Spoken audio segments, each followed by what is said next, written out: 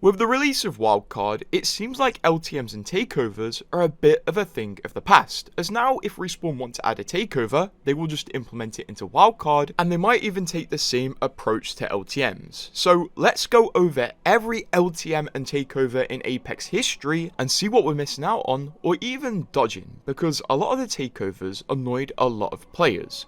But back in Season 1, Apex's first LTM was the Apex Elite Queue, which was basically a very early version of Ranked. The Apex Elite Queue was a mode that was only available to people who reached the top 5 players in their previous matches, so it was basically a higher skilled version of pubs with exclusive rewards. And it was Respawn testing the idea of Ranked. Moving on though to Season 2 of Apex, it started getting interesting. Respawn released Solos. I mean, it's pretty self-explanatory, but after Solos finished, it didn't come back for 20 seasons. Also, in Season 2, Respawn released Armed and Dangerous, which was a sniper rifle and shotgun only mode, which was really interesting, especially in the early days of Apex, where everyone was still kind of getting used to the game. Season 3 kicked off with one of the most iconic Apex modes though, Shadowfall, where every single player would be on one big team, and out of that big team, a player would be chosen to be the Shadow. The Shadow team is tasked with killing the player team, and every single time a player dies, they get converted to a Shadow, so slowly as the player team dies, they decrease in size as the Shadow team increases in size. This was basically Apex Infected, and the mode ended by the player team successfully extracting on a dropship at the end of the match. Also, Season 3 was the home to many more iconic modes. Duos was introduced, and also we got Winter Express for the first time, where players on a train competed to capture points. Halfway through Season 3 though, Respawn introduced a really cool event, the Grand Soiree. And in the Grand Soiree, every few days, a new LTM would release and rotate out the old LTM mode. Grand Soiree introduced Gold Rush duos where every weapon was fully kitted or supply drop level, and then 2 days later they introduced Live Die Live where dead legends respawn at the end of the round. 2 days later they introduced Third Person where everybody played with the third person camera, and then after that, 2 days later, Always Be Closing was introduced, where the ring is constantly closing. There are no rounds, it just keeps going and going and going. 2 days later, Armed and Dangerous was re-rotated in, and then King's Canyon After Dark came back from the Shadowfall mode, where you basically just played the night version of King's Canyon with a small change to the loot pool where more digi-threats spawned. And it ended off with Dummy's Big Day, where everyone played with a dummy using new abilities, and eventually one of the dummy abilities that people liked replaced Mirage's original ultimate ability. The Grand Soiree event was awesome and it brought so many ways to play the game. Hopefully we do get an event like this again where it's just a ton of cool little LTMs. Moving on to Season 4, Respawn introduced an LTM called Deja Loot, where every single game of Apex was the same. All of the loot would spawn in the exact same position, so if you knew where a cool weapon was, it would spawn there every single game.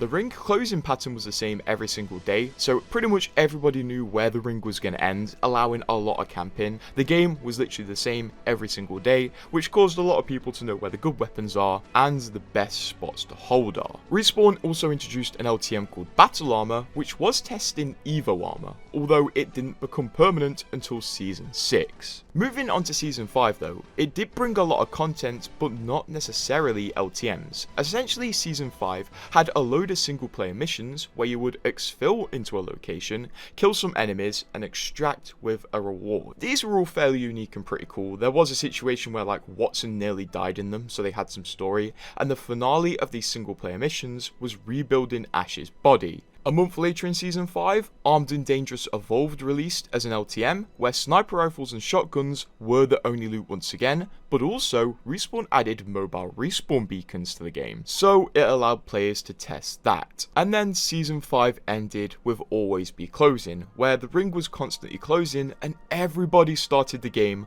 with a Mozambique. Kind of like COD where you start with a pistol, everybody started with a Mozam. Moving on to Season 6, Respawn released a small event called September Soiree, which was a mini version of the Season 3 Grand Soiree event, where they released King's Canyon After Dark as a mode again.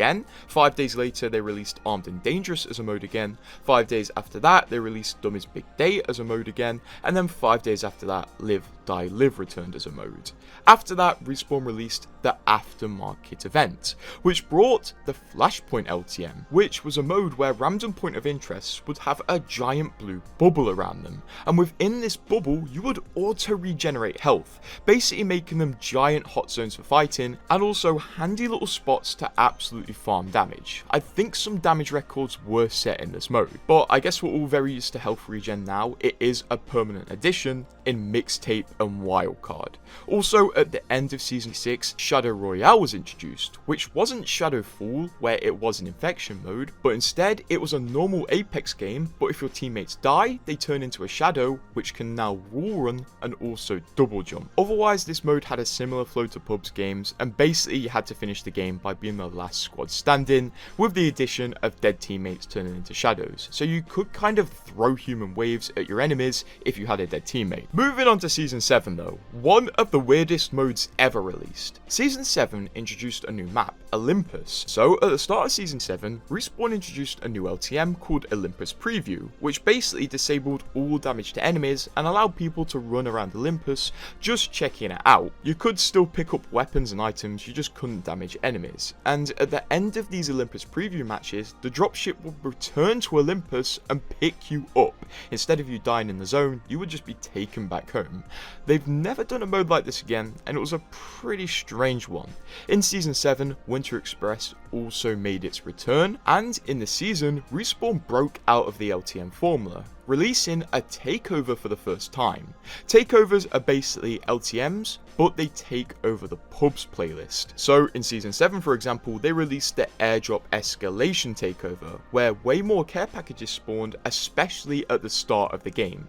There would literally be fights where players would land on a bunch of care packages instead of an enemy, and this applied to all pubs modes automatically because it was a takeover. In Season 8, we got actually quite a lot of LTMs, although one of them was pretty controversial. We got Locked and Loaded at the start of Season 8 for the anniversary event, where everybody started with a level 1 shield, backpack and helmet, and also a Mozambique.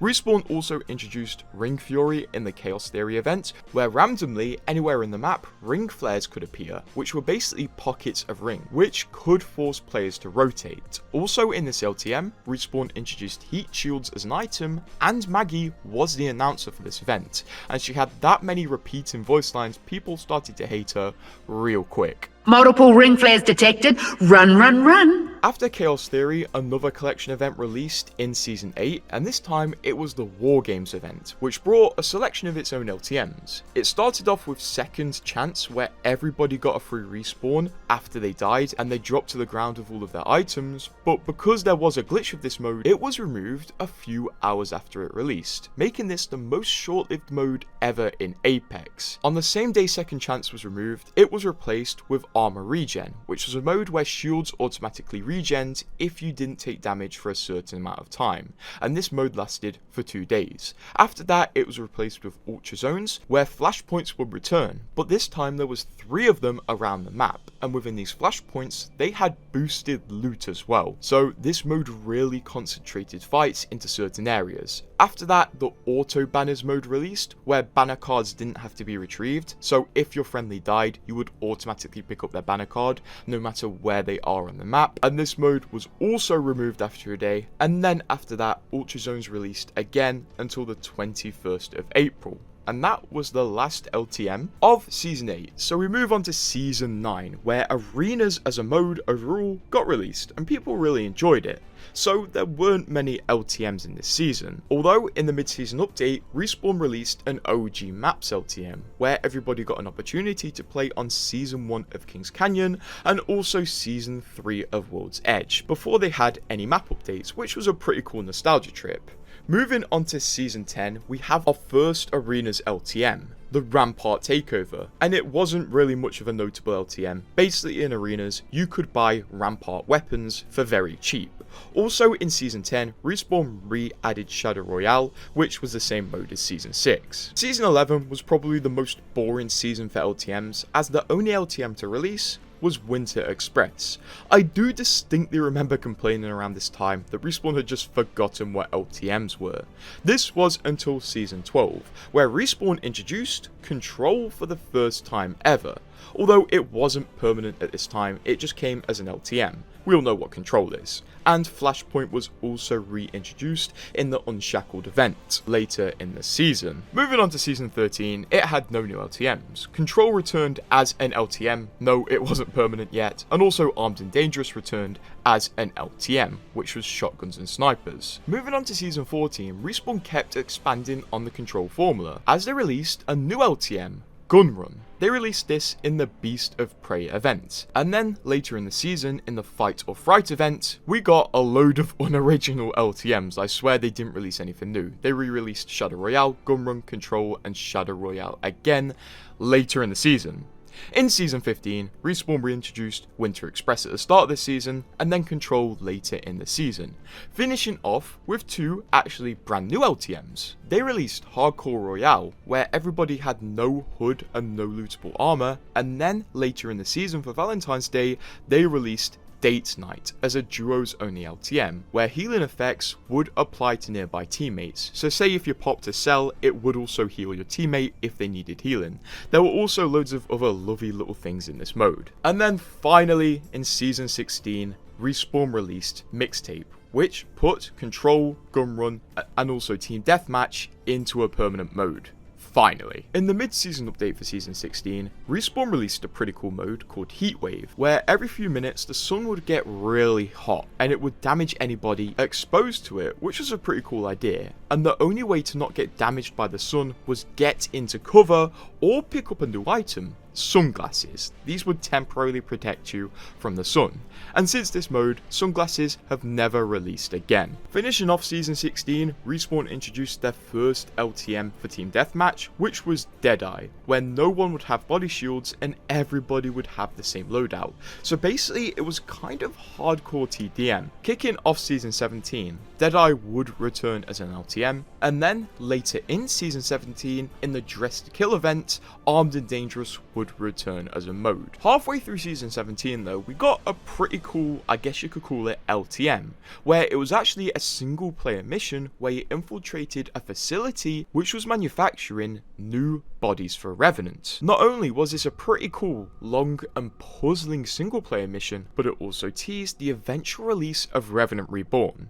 Hopefully we get more single player missions soon, because everybody remembers this pretty fondly. Season 17 finished off with the Neon Network event, where Respawn released a new takeover for Battle Royale called Node Tracker, where you were given a little tracker which only had one use per game, and when you followed this tracker it would take you to a loot tick, which would not only drop you items, but also credits to spend in the in-game reward shop, and also progress the actual story that was unfolding within this event. So this was a pretty cool mix between finding loot in-game and also finding the story out of the game. Interesting stuff. In Season 18, honestly, it was pretty boring. Respawn started off by releasing a takeover called Living Shell Trios, where basically a new item was added to the ground, the Rev Shell. And the Rev Shell is basically a homing grenade. You throw it, it finds an enemy, it chases them, and it blows up on them.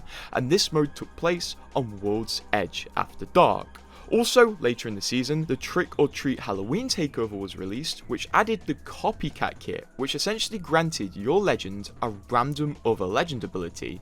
So, for example, on Vantage, you could have Mirage decoys, which was pretty interesting. A lot of people took issues with these Halloween events though, as they were takeovers and not LTMs. So everybody except ranked players were forced to play these modes. I think this sparks the eventual idea for Wildcard, where Respawn could contain their crazy ideas and separate them from pubs, so now Wildcard might make a bit more sense to you. Respawn clearly heard the feedback, as in the next season, Season 19, there was only one takeover and it was pretty insignificant. But Season 19 started off with 3 strikes being released, where every single dead squad could come back twice before being eliminated from the game. So basically, you had 3 strikes and then you're out. This was definitely pretty much a beta test for Wildcard, but people absolutely loved 3 strikes, like the most they loved the mode in a very long time. And this was introduced in the Post Malone event, which was pretty cool.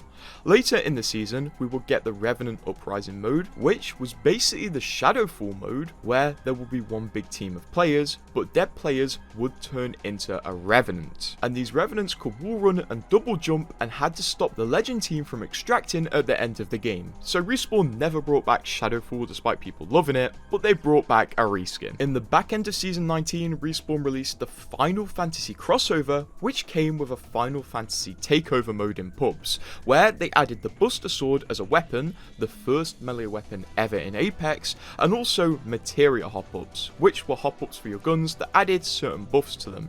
Definitely the best buff you could get from materia hop-ups was the critical hit one, where it massively decreased your time to kill and made you a bit of a killer machine. Once again, this was a takeover and not an LTM.